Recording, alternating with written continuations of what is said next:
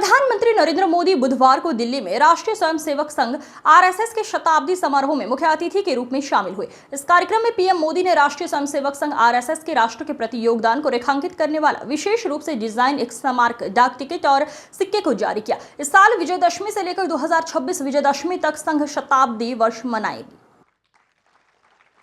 इस टिकट में उसी ऐतिहासिक क्षण की स्मृति है।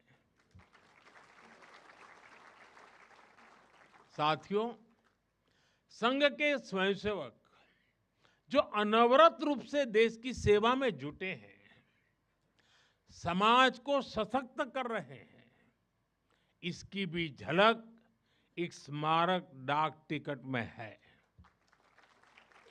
मैं इन स्मृति सिक्कों और डाक टिकट के लिए देशवासियों को बहुत बहुत बधाई देता हूं।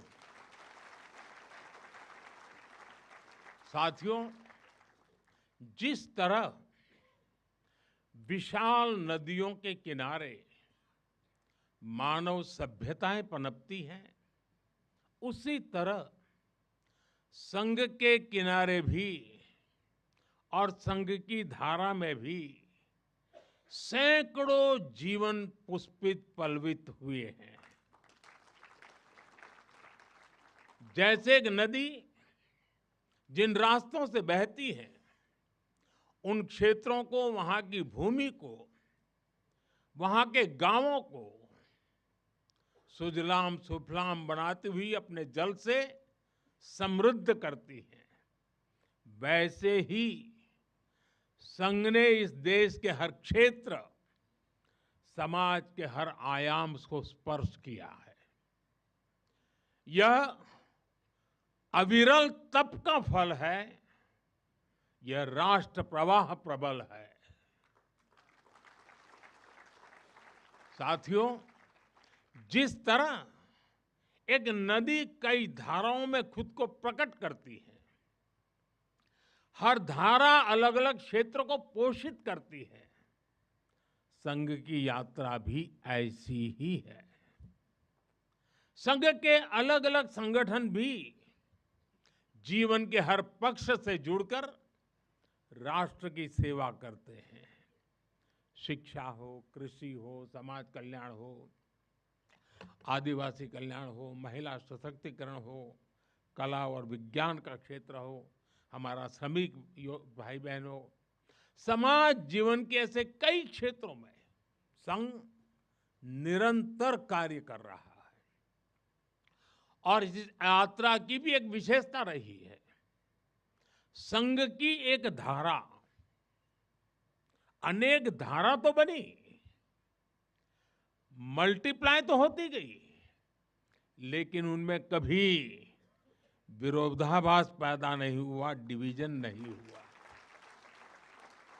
क्योंकि हर धारा का, विविध क्षेत्र में काम करने वाले हर संगठन का उद्देश्य एक ही है, भाव एक ही है, राष्ट्र प्रथम, नेशन फर्स्ट। साथियों, अपने गठन के बाद से ही राष्ट्रीय स्वयंसेवक संघ विराट उद्देश्य लेकर चला, और ये उद्देश्य रहा राष्ट्र निर्माण। इस उद्देश्य की पूर्ति के लिए संघ ने जो रास्ता चुना, वो था व्यक्ति निर्माण से राष्ट्र निर्माण। और इस रास्ते पर सतत चलने के लिए जो कार्यपद्धति चुनी, वो थी नित्य नियमित चलने वाली शाखा।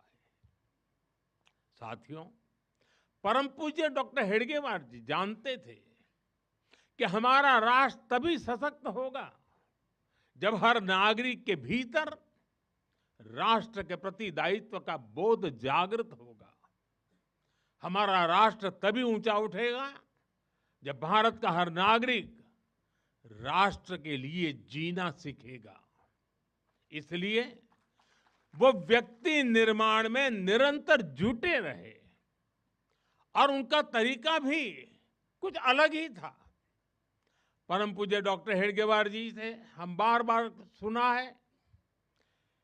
वो कहते थे जैसा है वैसा लेना है, जैसा चाहिए वैसा बनाना है।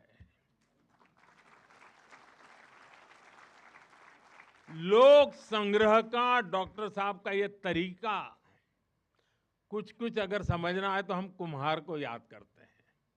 जैसे कुम्हार ईंट पकाता है तो जमीन की सामान्य सी मिट्टी से शुरू करता है। कुम्हार मिट्टी को लाता है, उस पर मेहनत करता है, उसे आकार देकर तपता है, खुद भी तपता है, मिट्टी को भी तपाता है, फिर उन ईंटों को इकट्ठा करके उनसे भव्य इमारत बनाता है।